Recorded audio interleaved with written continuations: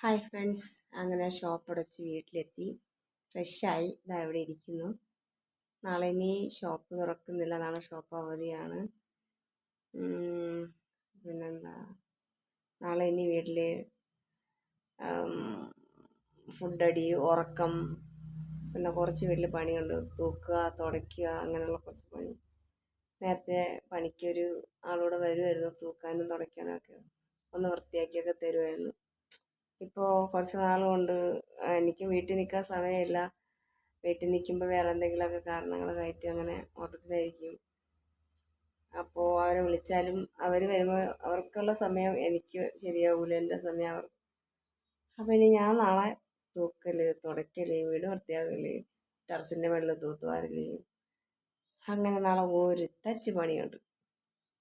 അപ്പോൾ നാളെ രാവിലെ എണീറ്റ് പണി ചെയ്യാൻ കണക്ക് വേണ്ടിയിട്ട് ഇന്നിപ്പോൾ നേരത്തെ കിടന്ന് ഉറങ്ങാം.